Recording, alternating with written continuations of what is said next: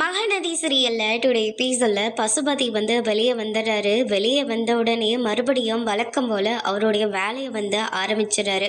காவேரி நிம்மதியாக இருக்கக்கூடாது, விஜய் கூட ஒன்றா சேர்ந்து வாழக்கூடாது, அவளை இன்னைக்கு அவள் முன்னாடி போய் நின்று எப்படியெல்லாம் ஆட்டங்காட்டன் மட்டும் பாரு அப்படின்னு சொல்லிட்டு ராகினியை கூட்டிக்கிட்டு நேராக காவேரியோட வீட்டுக்கு போகிறாங்க.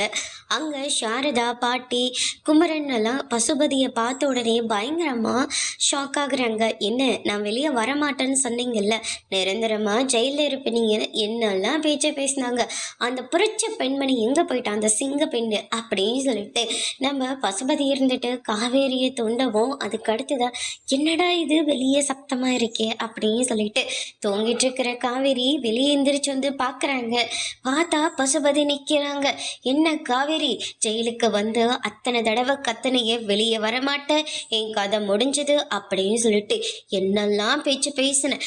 இப்போ 2 நாள் கூட நான் ஒழுங்கா ஜெயிலில் இல்லை, பத்தல்ல எப்படி சிங்க மாதிரி நின்றுட்டு இருக்கேன்னு அப்படின்னு சொல்லிட்டு ராகினியும் பசுபதியும் பயங்கர ஓவராக பேச ஆரம்பிக்கிறாங்க. இந்த பக்கம் காவேரி இருந்துட்டு அங்கே கிடக்கிற அந்த தேங்காய் துருவில் எடுத்து, நான் உன்னை கொண்டுட்டு ஜெயிலுக்கு போகிறேன்டா, நான் என் வாழ்க்கையை தொலைச்சிட்டேன், என் ஊரை விட்டு இங்கே இருக்கேன், என் அப்பாவை இழந்துட்டேன், எல்லாரும் இழந்தாச்சு, இனிமேல் நான் யாருக்காக இருக்கணும், உன்னை கொண்டுட்டு போனால் என் குடும்பம் சந்தோஷமாக இருக்கும்டா அப்படின்னு சொல்லிட்டு காவேரி பசுபதியை கொல்லவே போயிட்டாங்க.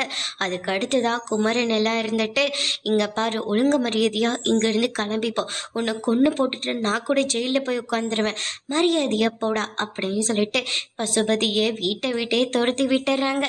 அதுக்கு அடுத்துதான் நேராக விஜயோட வீட்டுக்கு போறாங்க. விஜயோட வீட்டில் இருக்கிற பாட்டி எல்லாம் பார்த்த உடனே பயங்கரமா ஷாக் ஆகுறாங்க. என் பேரனுக்கும் அந்த காவேரிக்கும் எந்த சம்மந்தமும் கிடையாது, இனிமே காவேரி இந்த வீட்டுக்கும் வரப்போறது கிடையாது, என்னுடைய பேரனை விட்டுடு அப்படின்ற அளவுக்கு பாட்டி பேச ஆரம்பிக்கிறாங்க. எனக்கு இந்த ஒரு வார்த்தை போதுமா அப்படின்னு சொல்லிட்டு பசுபதி பேசிட்டு இருக்கவும் விஜய் பின்னாடி ஒரு ஒதுக்கிறாரு. அவரு போய் கீழே விழுந்துடுறாரு. என்ன, நான் காவேரியை விட்டு கொடுக்கணுமா? நான் எதுக்காகடா காவேரியை விட்டு பிரியணும்? காவேரிக்கும் இல்லை இந்த வீட்டுக்கும் ஏதாவது மூலியமா பிரச்சனை வந்ததுன்னு வச்சுக்கோ, அவ்வளவுதான் அப்படின்னு சொல்லிட்டு விஜய் பசுபதியை மிரட்டி வீட்டை விட்டு வெளியே துரத்தி விட்டுறாங்க. அதோட இன்னைக்கான எபிசோட் முடிச்சிருக்காங்க.